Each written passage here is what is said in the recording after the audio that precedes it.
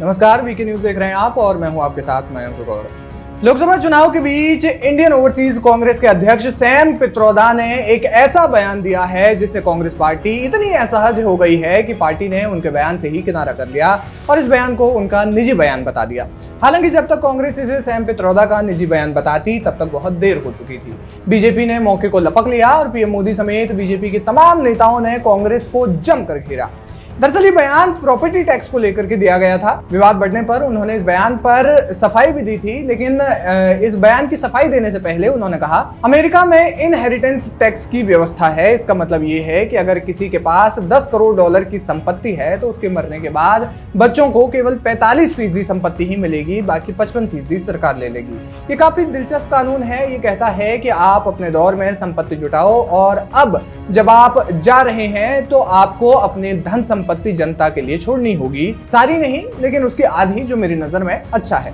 भारत में आप ऐसा नहीं कर सकते। अगर किसी की संपत्ति 10 अरब रुपए है तो वो इस दुनिया में ना रहे तो उसके बच्चे ही 10 अरब रुपए रखते हैं और जनता को कुछ नहीं मिलता। तो ये कुछ ऐसे मुद्दे हैं जिस पर लोगों को बहस और चर्चा करनी चाहिए। मैं नहीं जानता कि इसका नतीजा क्या निकलेगा, लेकिन जब हम संपत्ति के पुनर्वितरण की बात करते हैं तो हम नई नीतियों और नई तरह के प्रोग्राम की बात करते हैं जो जनता के हित में है, न कि केवल अमीर लोगों के। इस बयान पर कांग्रेस नेता जयराम रमेश ने कहा कि सैम उन मुद्दों पर खुलकर अपनी राय व्यक्त करते हैं जिनके बारे में वे दृढ़ता से महसूस करते हैं।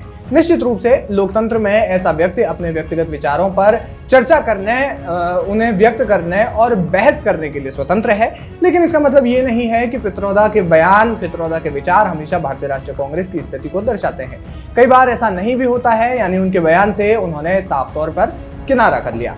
प्रधानमंत्री मोदी ने उनके इस बयान पर कहा कि कांग्रेस के खतरनाक इरादे इस बयान से साफ नजर आ रहे हैं। ये लोग आम आदमी को उनके माता पिता से विरासत में मिली उनकी संपत्ति पर भी टैक्स लगाने की सोच रहे हैं। उन्होंने कहा कि शाही परिवार के शहजादे के इसी सलाहकार ने कुछ समय पहले कहा था कि देश में मिडिल क्लास पर और ज्यादा टैक्स लगाना चाहिए। अब कांग्रेस वाले इससे भी एक कदम और आगे बढ़ गए हैं। बहरहाल इस मुद्दे पर सियासी राह ठन गई है। बीजेपी इसको लेकर अटैकिंग मोड में है तो वहीं कांग्रेस फिलहाल डिफेंस कर रही है।